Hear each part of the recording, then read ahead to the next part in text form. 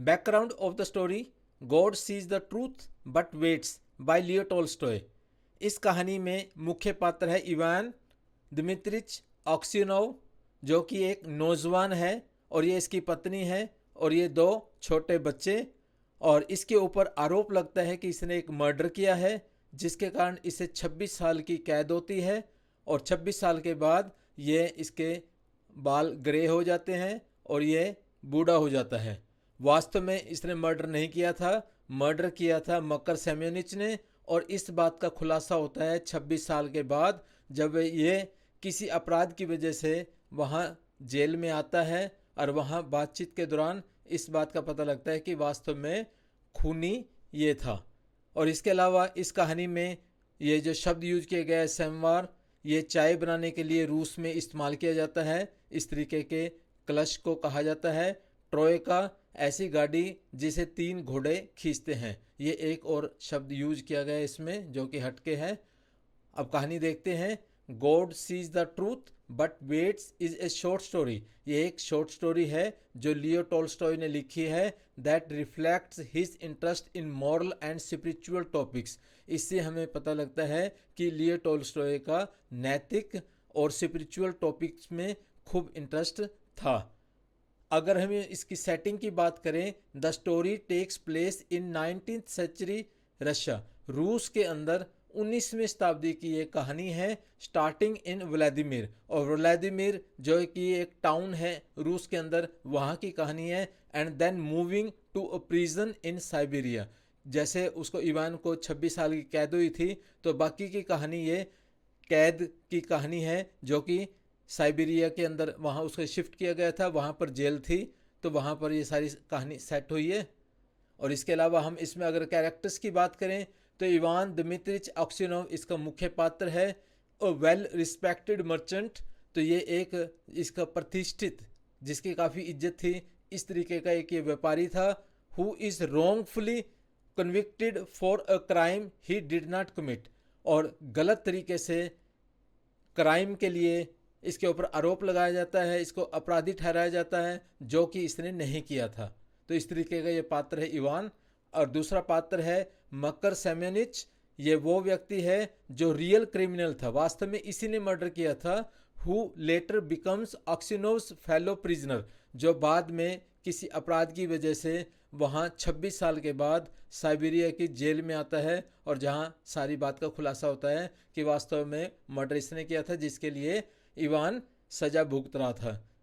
अक्सिनोव्स wife and children, इसके अलावा इस कहानी में इनका भी जिक्र है, अक्सिनोव की वाइफ का और बच्चों का। माइनर कैरेक्टर्स, इनका बहुत कम रोल है। Who suffer from the absence of Aksionov. Aksionov जैसे जेल में रहा 26 साल, तो उसके पीछे उसकी पत्नी और जो बच्चे थे वो काफ़ी दुखी रहे, इस बात का जिक्र किया गया है कहानी में। और आगे हम देखते हैं प्लॉट, ये जो कहानी है वो किस तरीके से आगे बढ़ती है। Aksionov is falsely accused of murder and theft during a business trip. इस कहानी में हम देखते हैं जो अक्सिनोव है वो गलत तरीके से, झूठे तरीके से आरोप लगाया जाता है उसके ऊपर मर्डर का और चोरी का, जब वो एक अपनी बिजनेस ट्रिप पे गया था। And is sentenced to a prison in Siberia, और साइबेरिया में जेल में उसे डाल दिया जाता है 26 साल के लिए। आफ्टर मैनी ईयर्स, कई सालों के बाद, he meets the real murderer, जो वास्तव में जिसने खून किया था, खूनी मकर सेम्योनिच, वो वहाँ पर उसी जेल में आता है।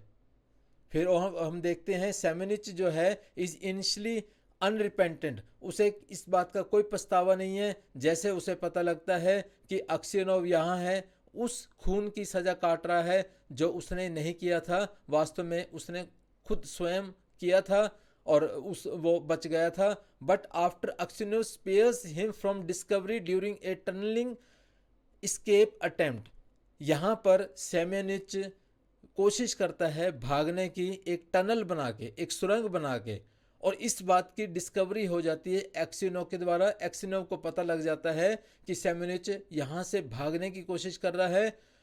He confesses his crime to the authorities, और यहाँ पर लीडिंग टू एक्सिनोव्स रिलीज। तो अंततः हम देखते हैं कि ये जो सेम्योनिच है अपना अपराध जो इसने पहले खून किया था 26 साल पहले, जिसके लिए अक्सिनोव सजा काट रहा था, तो वो अपना अपराध स्वीकार कर लेता है और अक्सिनोव को रिहा कर दिया जाता है। तो इस तरीके से सारी कहानी चलती है। और आगे हम देखते हैं कन्फ्लिक्ट। इसमें कन्फ्लिक्ट है, काफ़ी टकराव है। और इसमें जो मेन कन्फ्लिक्ट है इन द स्टोरी ये है कि is Aksionov struggle with the injustice of his situation. उसे लगता है कि मेरे साथ अन्याय हुआ है, वो इस बात के लिए संघर्ष करता रहता है। ही ग्रैपल्स विद एंगर एंड बिटरनेस। गुस्सा और कड़वाहट उसके मन में भरी होती है सेमेनिच के प्रति। कारण क्योंकि उसकी वजह से ये 26 साल से कैद में था, और दूसरा कारण यहाँ आके भी उसे कोई पछतावा नहीं था। ये तो जब वो सुरंग खोद रहा था उसकी सूचना जब अक्सियोनोव ने किसी को नहीं दी, जेल अथॉरिटीज़ को, तब उसके मन में आया कि मैं अपना अपराध स्वीकार करूं। तभी उसने अपराध स्वीकार किया था, और जिसके लिए अब ये जो अक्सिनोव है अल्टीमेटली फॉरगिव, अब उसको माफ़ कर देता है कि अब तुमने अपना अपराध स्वीकार कर लिया है, उसका क्या फ़ायदा, क्योंकि मेरी तो ज़िंदगी सारी बर्बाद हो गई है, मेरा तो मुझे परिवार का नहीं पता, और अब मैं बूढ़ा हो गया हूँ, तो इसलिए अब कोई फ़ायदा नहीं है। तो ये उसको माफ़ कर देता है। और इसके अलावा अगर हम थीम्स की बात करें इसके अंदर, some of the themes in this story include, जो इसमें अगर थीम्स की बात करें, एक तो माफ़ करना, क्योंकि जैसे अक्सिनोव जो है वो सेमेनिच को माफ़ कर देता है। रिडेम्पशन, मुक्ति के बारे में बात की गई है, अब इसमें मुक्ति की कोशिश करता है जो अक्सिनोव है। जस्टिस, न्याय की बात की गई है, जो न्याय तो यहाँ नहीं मिला इसे दुनिया में अक्सिनोव को, पर उसे लगता है कि भगवान न्याय देगा। एंड डिवाइन प्रोविडेंस, क्योंकि जहाँ इंसान कुछ नहीं कर सकते वहाँ पर भगवान ही सारों के लिए केयर करता है, और उसमें हमारी आस्था होनी चाहिए। और इस प्रकार से हम इस स्टोरी में भी ऐसा देखते हैं कि अक्सिनोव अब हर उम्मीद भगवान से लगाए बैठा है। It explores how suffering can lead to personal growth and transformation. और इसके अलावा हमें यही पता लगता है जैसे अक्सिनोव खूब दुखी रहता है, और अल्टीमेटली उसका जो व्यक्तित्व जो है ग्रो होता है, और इसके अलावा उसमें काफ़ी परिवर्तन आता है। अब उसका विश्वास काफ़ी भगवान में है, वो एक संत सा बन गया है जेल में रहते हुए। वो एक उसका स्टेटस जो है वो ग्रैंडफादर का है।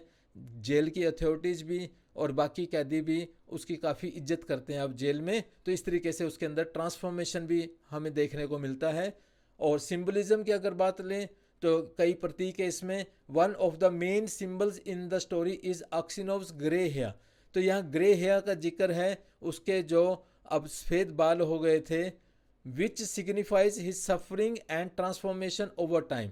क्योंकि वो नौजवान था जब जेल में आया था, उसके बुरे बाल थे, अब वो ग्रे हो गए हैं। तो इस तरीके से वो काफ़ी दुखी रहा है, सारी उम्र उसकी जेल में ही सड़ के निकल गई है। तो अनदर इज़ द प्रिजन, और ये प्रिजन भी सिंबल के रूप में काम करता है, और सिंबल ऑफ इनजस्टिस, क्योंकि ये यहाँ अन्याय हुआ है अक्सियोनोव के साथ, उसे कोई न्याय नहीं मिला, और इसलिए ये जो जेल है, प्रिजन है, वो इनजस्टिस को सिंबलाइज करता है, but also a place of transformation. और ये जो प्रिजन है वो ट्रांसफॉर्मेशन को भी, क्योंकि यहाँ पर रहते हुए अक्सियोनोव जो था वो काफ़ी बदल गया था, उसकी आस्था काफ़ी भगवान में हो गई थी। वो कहता है दुनिया वाले मेरे इस सिचुएशन को नहीं समझ रहे, और मैं बिना अपराध के यहाँ पर सज़ा भुगत रहा हूँ, तो इस चीज़ को भगवान देख रहा है, and God sees the truth. इसीलिए कहानी का नाम भी इस तरीके से है, परंतु वो अपने तरीके से हमसे इंतज़ार करवाता है। पॉइंट ऑफ व्यू, अगर हम दृष्टिकोण की बात करें, the story is written in the third person के द्वारा बताई गई है, क्योंकि कहानी को फर्स्ट पर्सन, सेकंड पर्सन या थर्ड पर्सन के द्वारा बताया जाता है। अगर थर्ड पर्सन बताता है तो वो एक सबसे बढ़िया तरीका है। जैसे इसमें हम देखते हैं with narrator who is omniscient and objective. यहाँ पर नैरेटर बता रहा है, वर्णन करता है, और जो कि सभी सिचुएशंस में उपस्थित है, ओमनिशिएंट है, और इसके अलावा ऑब्जेक्टिव। इसका पर्सनली किसी कैरेक्टर के उसमें इंटरेस्ट नहीं है, सभी को ऑब्जेक्टिवली निष्पक्ष होके सारों के बारे में बताता है कि किसके माइंड में, किसी की लाइफ में क्या कुछ चल रहा है। और इसके अलावा हम रेजोल्यूशन, अगर इस कहानी के सोल्यूशन की तरफ देखें तो किस तरीके से इसका अंत होता है। The resolution comes when Semenich confesses his guilt. तो अंत में हम देखते हैं सेमेनिच जिसने वास्तव में मर्डर किया था, जिसके लिए अक्सिनोव जो है सज़ा काट रहा था, तो वो अपने इस दोष को, अपराध को कन्फेस कर लेता है, मान लेता है, एंड अक्सिनोव इज़ एक्सोनरेटेड, उसको आज़ाद कर दिया जाता है। भाई अब वो अपराधी नहीं है, क्योंकि जो सच्चा अपराधी था, रियल कल्प्रिट था, रियल क्रिमिनल था, वो आ गया है, उसने अपना अपराध को स्वीकार कर लिया है।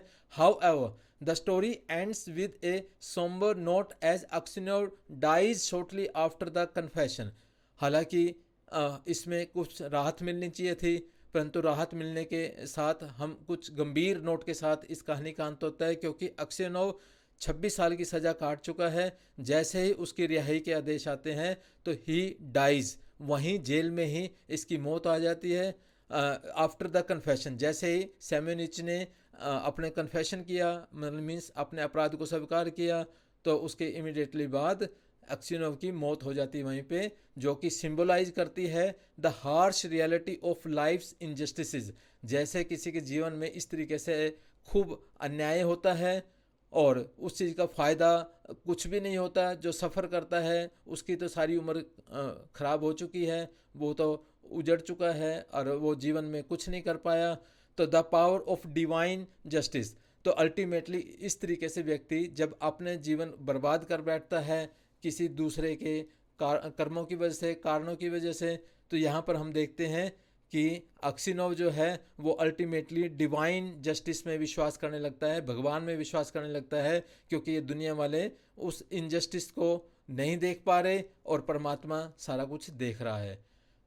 टाइटल सिग्निफिकेंस, अगर टाइटल के सिग्निफिकेंस की बात करें, the title God sees the truth but weights underlines the theme of divine justice. Divine justice की बात करता है, जैसे इसका टाइटल है God sees the truth, means भगवान सारा कुछ देख रहा है, एंड पेशेंस, हमारे अंदर धैर्य होना चाहिए। It suggest that while earthly justice, धरती पर रहते हुए समाज के, देश के जो जस्टिस हैं, मे बी फ्लॉड, उसमें कमियां हो सकती हैं, एंड स्लो, ये धीमे हो सकता है। Divine justice will ultimately prevail, और अल्टीमेटली तो भगवान के द्वारा जस्टिस दिया जाना चाहिए। परमात्मा सारा कुछ दे रहा है, वही जस्टिस देता है, उसमें हमारी पूरी आस्था होनी चाहिए। Thank you.